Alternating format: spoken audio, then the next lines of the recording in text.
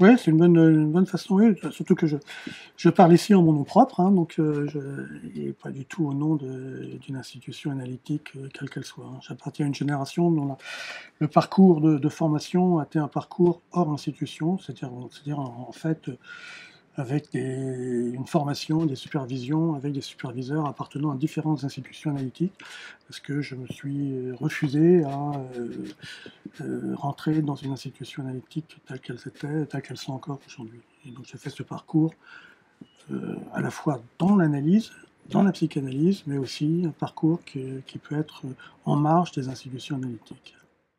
Cursus, quand on parle de cursus, il y a le cursus analytique et il y a le cursus universitaire. Alors, le cursus analytique, c'est celui d'une psychanalyse privée, individuelle, c'est-à-dire une cure personnelle, puis après une autre tranche dans un second temps, et puis une formation par des supervisions analytiques, donc je disais, avec le choix de prendre des superviseurs en début de pratique et au cours de ma pratique, appartenant à des institutions différentes. Superviseur lacanien, superviseur non lacanien, etc., etc. Pour avoir une formation la plus extensible possible. Après, il y a le parcours cursus universitaire, donc j'ai fait un doctorat de psychopathologie à Paris 7, à la grande époque de Censier, avec Laplanche, Gaget, Fédida. Et en parallèle, c'est là où j'ai un peu peut-être une position peut-être un peu spécifique, c'est que j'ai fait un autre cursus universitaire en même temps dans les sciences exactes, et concernant ce qu'on appelle la première intelligence artificielle, donc les premiers systèmes numériques qui simulaient l'intelligence, et j'ai fait un doctorat qui était sur l'intelligence artificielle appliquée au traitement du langage. Et donc j'ai eu ces deux formations dans deux domaines différents, sur le plan universitaire, et ce qui fait que j'ai eu un parcours professionnel peut-être atypique, en ce sens que j'étais à la fois psychanalyste en privé chez moi, psychothérapeute en institution publique, et faisant de la recherche appliquée dans des organismes industriels, des organismes de recherche dans les domaines concernant les sciences exactes. Voilà. Alors, est-ce que la psychanalyse est une science? Si on applique à la psychanalyse les critères de scientificité qui existent dans l'épistémologie, la théorie des sciences, la psychanalyse ne remplit pas les critères de scientificité, puisque ces critères-là, c'est principalement le critère de réfutabilité, ce qui signifie qu'un énoncé est scientifique s'il peut être réfuté, si on peut prouver finalement qu'il est faux. C'est-à-dire que la conjecture qu'on a posée, elle peut être annulée pour une nouvelle conjecture. En psychanalyse, il n'y a aucun énoncé peut être réfuté. C'est-à-dire que vous pouvez dire un énoncé A, et puis ensuite un énoncé B qui est exactement le contraire, et tous les deux sont vrais.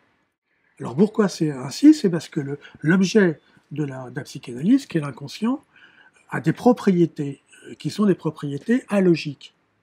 Il y a un principe de non-contradiction dans l'inconscient. Ça, c'est très difficilement compréhensible pour tout un chacun. C'est-à-dire que quelque chose peut exister et ne pas exister. Quelque chose peut être vrai et être faux en même temps. C'est quelque chose. Alors, la physique quantique permet de penser ça. En psychanalyse, on peut penser ça, mais dans la science contemporaine, c'est extrêmement difficile de penser comme ça. Et il y a un autre élément qui éloigne la psychanalyse de la scientificité contemporaine, c'est son caractère de traiter des objets continus. En science, on traite d'objets discrets, quantifiables, mesurables.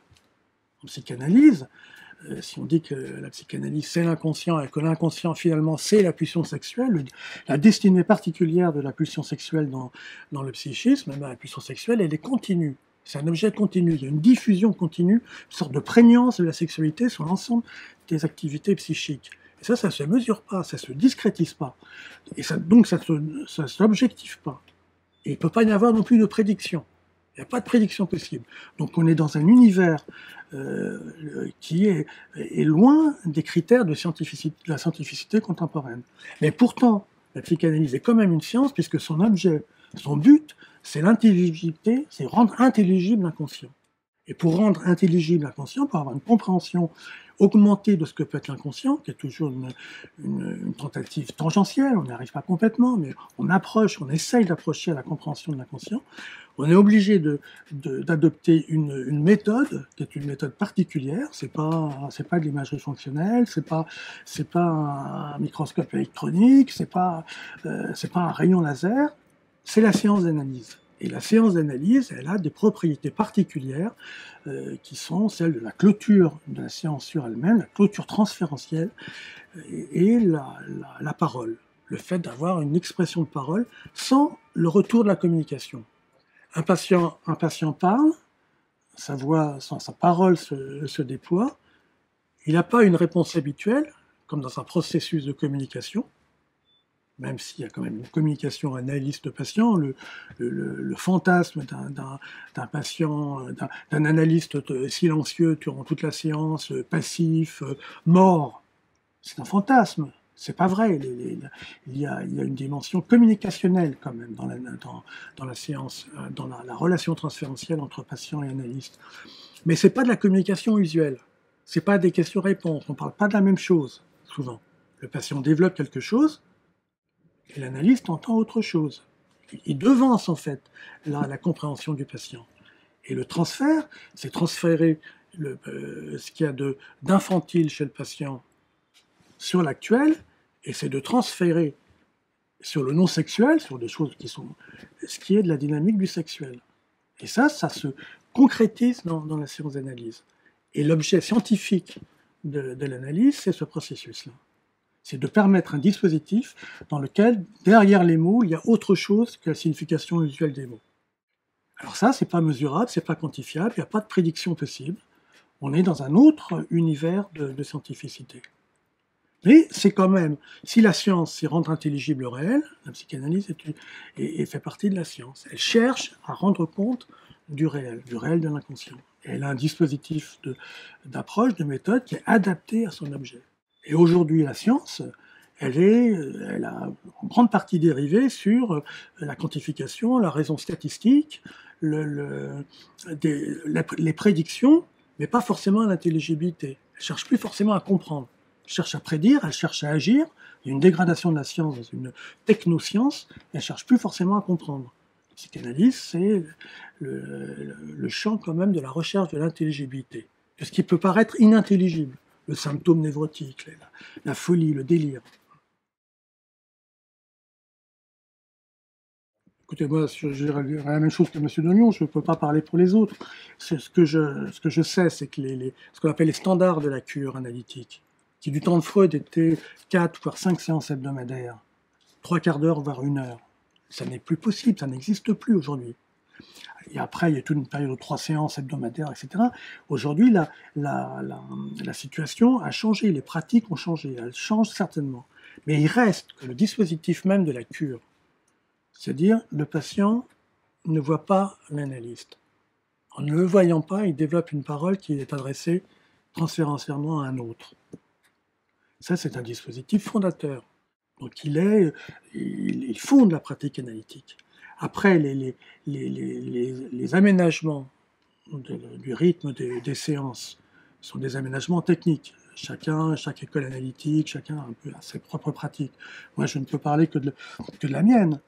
Une séance par semaine, c'est le minimum. Après, on perd. 2 séances, c'est mieux. Mais parfois, c'est pas possible. Parce que ça ne correspond pas aux attentes des patients. 3 séances, c'est valable pour les étudiants en psycho qui veulent faire une cure parfaitement standard parce qu'ils ont des visions institutionnelles, voilà, de réussite institutionnelle. Mais bon, c'est rare. Et on peut parfaitement faire des analyses, des vraies analyses avec des aménagements de ce type-là, à la condition qu'on conserve la question du dispositif qui permet le déploiement du transfert. Alors, le déploiement du transfert, il peut se faire en face à face. Il y a des thérapies analytiques qui sont des vraies thérapies analytiques qui sont nécessaires parce que vous avez des patients qui ne supportent pas la position allongée. Ça les met tout de suite dans une situation d'angoisse, parfois d'angoisse très importante. Et ils préfèrent être dans une situation d'interlocution où, avec des aménagements techniques, on peut permettre un déploiement du transfert, un déploiement de l'écoute analytique, même en étant en face à face.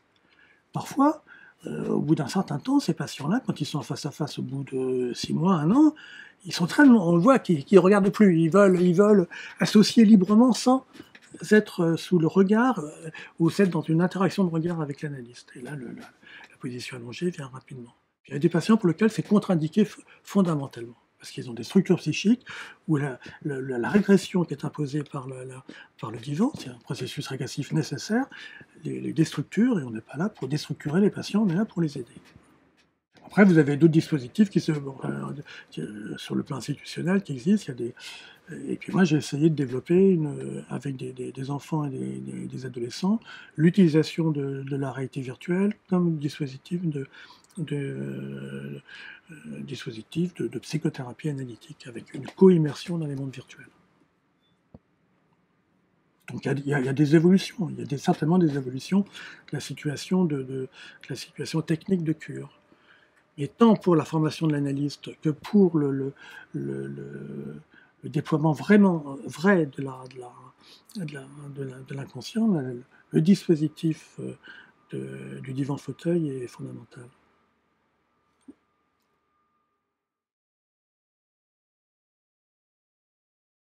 Oui, non, c'est la question de la sexualité infantile, c'est une grande question aujourd'hui pour la psychanalyse comme pour notre société.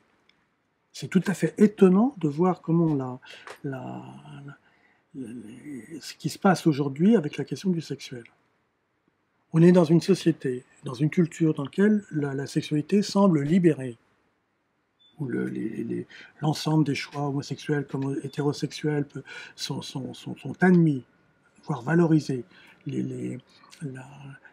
La destruction de la famille patriarcale, l'abrasement des normes en matière de comportement et de conduite sexuelle est aujourd'hui un constat d'évidence.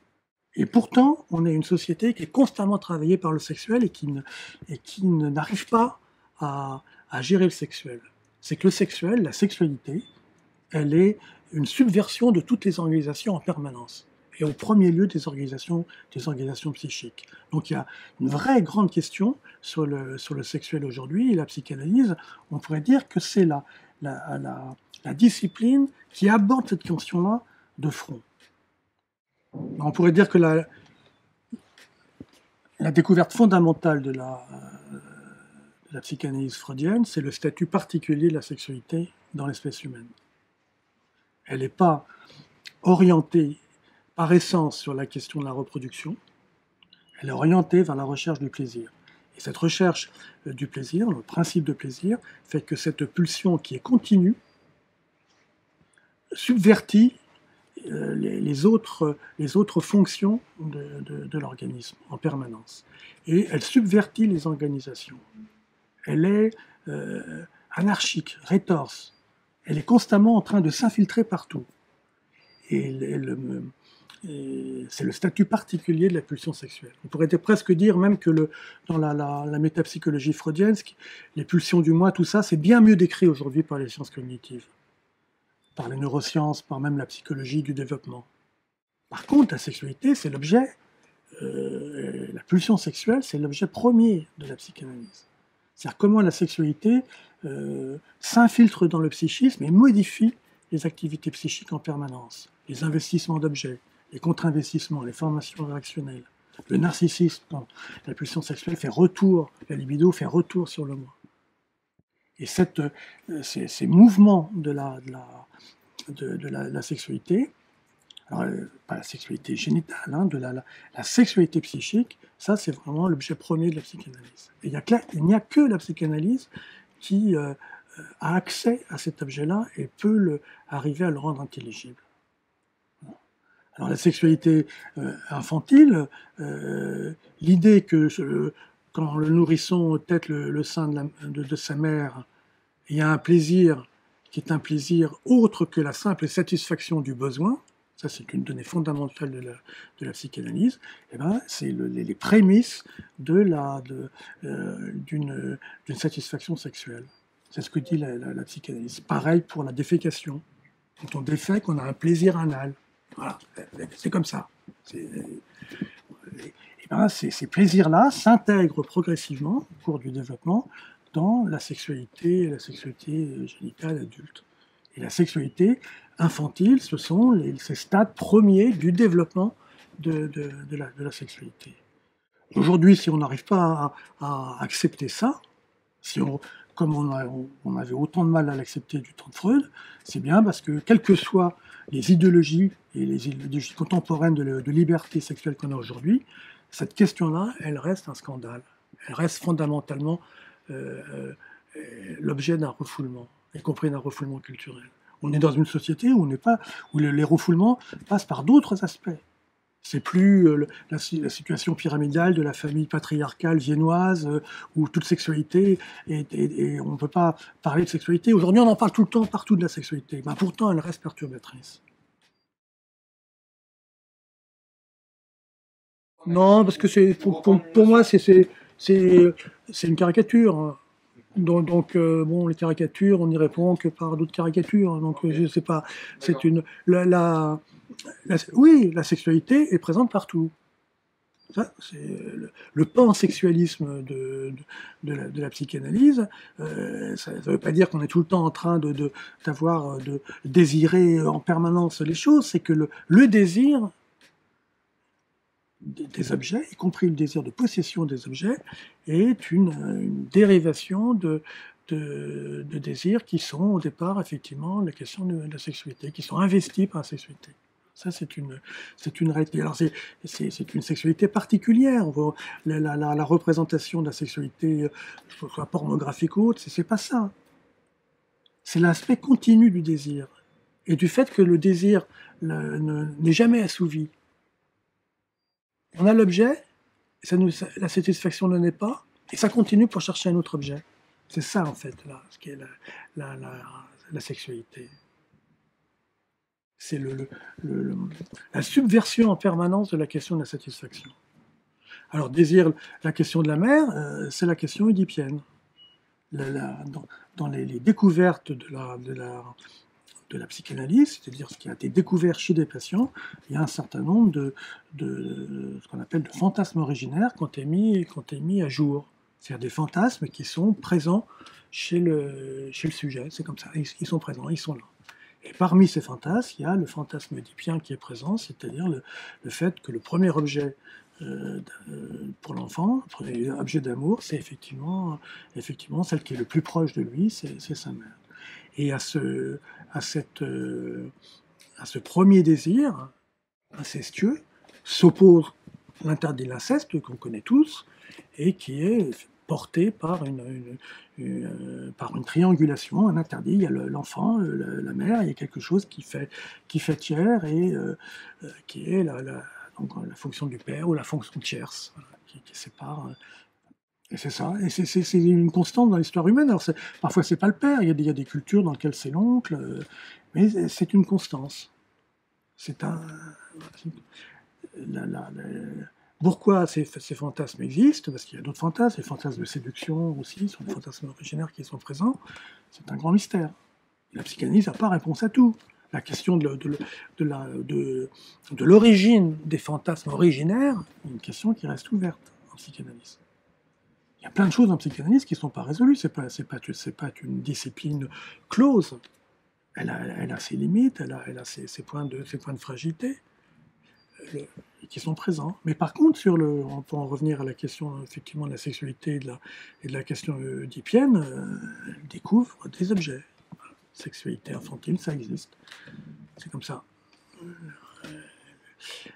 La structure oedipienne, elle existe. Peut-être que c'était pas une bonne idée de l'appeler oedipienne, parce que ça renvoie au texte de la tragédie de Sophocle, qui est plus complexe peut-être que la simple. Mais il y a comment on passe du 2, l'enfant, la mère, à un enfant individualisé. Cette question-là, elle nécessite un processus qui est en fait celui de la trajectoire oedipienne. La psychanalyse est attaquée aujourd'hui. On laisse de côté les aspects très déplaisants qui peuvent exister dans la psychanalyse aujourd'hui, etc. Mais à mon sens, elle est attaquée, la psychanalyse, parce qu'elle est en elle-même une critique de l'idéologie contemporaine, qui est la jouissance, l'ilimitation du désir, le narcissisme des individus, la croyance dans la satisfaction de tout plaisir, le refus de la limite, le refus d'accepter de s'auto-restreindre dans son désir. Tout ceci qui n'existe plus aujourd'hui, puisque notre idéologie contemporaine, c'est le contraire. C'est jouis. Tu dois jouir et je te propose des objets de jouissance en permanence. Et si celui-là te satisfait pas, je t'en propose un autre. Il y a une société qui est construite aujourd'hui, une idéologie, un imaginaire sociétal qui est construit là-dessus et qui éloigne de toute réflexivité, de toute pensée dans la solitude. Tout est constamment dans l'extimité, c'était toute réflexion sur le passé. On vit un peu, presque un reset, comme on dit en informatique, un reset culturel. Avant, il n'y avait rien. Aujourd'hui, tout commence avec le numérique. Donc tout est nouveau et l'espace se déploie aujourd'hui. Et la psychanalyse là-dedans, eh ben, elle est une critique même par son existence de ces processus-là. Par exemple, par la question du refus du clivage. En psychanalyse, une chose peut être, l'ambivalence existe, une chose peut avoir une valeur dans une situation, une autre valeur dans une autre situation. On peut aimer et haïr en même temps. L'amour et la haine peuvent coexister et se porter sur un même objet. On peut avoir des sentiments entremêlés. On peut investir quelque chose, et cet investissement est une formation réactionnelle pour se protéger ou ne pas voir autre chose. Donc il y a une complexité de la vie psychique, des investissements, qui fait mauvais ménage avec la situation contemporaine de notre société. On est noir, on est blanc, on est homme, on est femme, transgenre, on clive en permanence. On ne peut pas avoir une approche de complexité. Et la psychanalyse, parce qu'elle apporte, est une critique même de tout ça. Le sujet sociétal, aujourd'hui, il a changé, il a muté par rapport à ce qui a pu exister auparavant. Il s'est transformé. Et donc il y a et la psychanalyse, il est dans l'illusion de la science et de la technoscience et de la quantification et de la satisfaction du désir, de la possibilité de jouir comme on le veut dans cette société. La psychanalyse, elle émet une critique en permanence sur cette question-là. La jouissance est une jouissance névrotique, tu désires quelque chose d'autre, etc. Elle dit ça, elle envoie ça.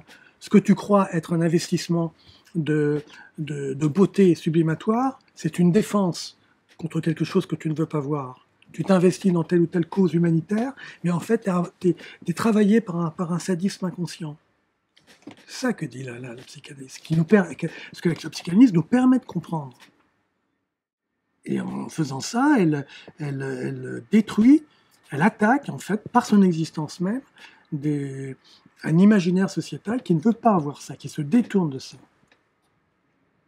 Et c'est les attaques contre l'analyse sont en grande partie pour ça. Alors, j'ai dit on laisse de côté, il y a la psychanalyse dans sa rigidité dogmatique dans certaines situations a pas aidé. Puis elle a raté des rendez-vous. Pour moi, elle a raté un rendez-vous fondamental dans les années 80-90, quand les sciences cognitives ont commencé à se déployer, y compris les sciences de la complexité. La réaction de la psychanalyse, qui était une réaction d'un paradigme dominant, c'est-à-dire qu'elle n'a pas voulu voir.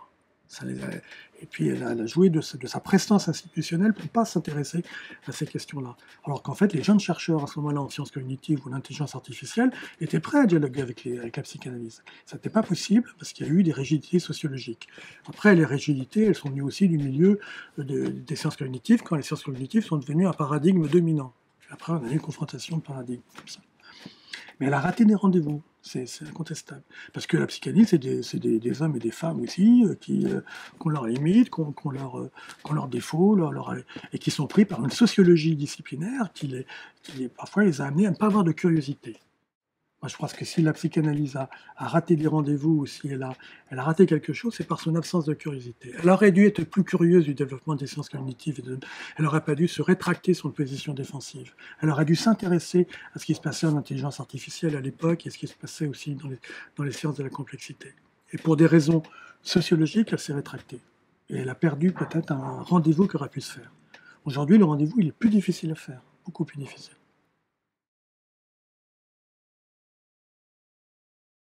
Oh non, la situation, elle change, hein. Ah, moi, je ne crois pas du tout à ce que la psychanalyse conserve sa position institutionnelle, y compris dans les pratiques de service public et autres. D'après ce que je peux voir, elle est en rétraction. Ce qui est dommage, parce que ce qu'a dit Pierre de Lion, moi j'y souscris tout à fait, hein. Il y a quand même, en psychiatrie publique, il y a des choses extraordinaires qui sont faites avec le concours de l'approche analytique. Mais bon, actuellement, la réalité de la clinique, c'est quand même beaucoup les troubles développementaux, c'est les troubles neurodéveloppementaux. Sur l'autisme, la psychanalyse s'est quand même largement trompée. C'est un fait, hein. Elle a dit des choses justes, mais elle s'est aussi trompée en négligeant l'aspect neurodéveloppemental comme déterminant premier de l'autisme. Donc elle a fait des erreurs comme ça. Il y a aussi beaucoup les troubles de l'hyperactivité, les troubles des apprentissages sont des troubles qui sont à composante neurodéveloppementale. La composante primaire, elle est neurodéveloppementale. Ensuite, il y a des complications secondaires qui sont psychoaffectives, mais le trouble premier de beaucoup de ces troubles-là, c'est quand même un trouble neurodéveloppemental. J'ai quand même passé presque 40 ans à l'hôpital Robert Debré à avoir des enfants abîmés, ayant des troubles neurodéveloppementaux et abîmés par des facteurs environnementaux. Voilà. Et ces enfants-là, pour les aider, pour un jeune psychologue ou une jeune psychologue, la connaissance des sciences cognitives et des neurosciences est nécessaire. Si à côté, en privé, elle peut faire une analyse, c'est la bonne voie. Voilà. Mais il faut qu'elle ait aussi cette composante, ces connaissances en sciences cognitives. Par contre, un jeune psychologue qui débarque en clinique, ayant juste sa formation analytique, sa psychothérapie analytique, et qui ne veut rien connaître des sciences cognitives, rien connaître de la psychologie du développement, à mon avis, il est mal parti. Doit d'abord. Voilà. Alors les pratiques professionnelles, elles changent comme ça, et la psychanalyse, pour moi, ne semble plus être le dogme dominant. D'ailleurs, moi, je pense que ça ne peut pas être un dogme dominant, c'est pas possible. La psychanalyse, son champ d'intelligibilité, de compréhension, il est limité. Il est pas sur l'ensemble du psychisme ou de la personne humaine. Il est limité à cette question de ce que fait la pulsion sexuelle dans la réalité psychique et les effets qu'elle induit, y compris dans la construction narcissique de soi. C'est ça le champ de la psychanalyse. Sur la mémoire, sur les capacités, sur le langage, sur la perception, la psychanalyse n'est pas grand-chose d'intéressant. C'est les sciences cognitives qui disent des choses là-dessus, intéressantes. La psychanalyse, elle a utilisé au moment du développement de la pensée freudienne, une psychologie de service, qui était la psychologie associationniste, représentation de choses, représentation de mots, affect. Aujourd'hui, Villedocher disait un terme très juste, ce sont des corps chimiques avant la compréhension de Lavoisier, c'est-à-dire avant qu'on comprenne qu'ils sont constitués d'atomes. Aujourd'hui, les sciences cognitives ont une vision que nous apporte des éléments très importants sur la constitution de la mémoire, la constitution de la perception. Il est très dommageable que les psychanalystes regardent ça un peu de haut. À mon avis, ils ont plutôt intérêt à s'y intéresser, tout en conservant leur domaine, leur spécificité. Oui, ces modules de mémoriel, ces fonctions perceptives, elles existent. Les sciences cognitives les décrivent de façon scientifique, mais elles peuvent être infiltrées. elles peuvent être infiltrées de quelque chose qui est la sexualité, la pulsion sexuelle. Et ça aboutit à des choses bizarres. Soit des choses extraordinaires, la sublimation, soit des inhibitions, soit des troubles fonctionnels. Et bien ça, c'est le domaine de la psychanalyse.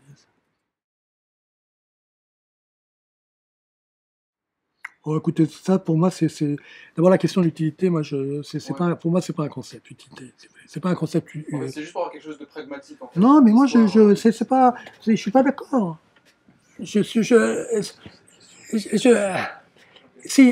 la question, est-ce que la psychanalyse rivalise dans l'efficacité thérapeutique avec d'autres pratiques thérapeutiques? Et ben, ma réponse est certainement pas. On ne peut pas rivaliser. On peut pas rivaliser. C'est très long un travail analytique. Il faut une perlaboration, ça dure des années. Ça n'est pas efficace au sens usuel du terme de quelque chose qui serait efficace, comme une molécule peut être efficace pour enlever un mal de tête. Ça n'a pas cette efficacité-là. Ça n'a pas d'utilité.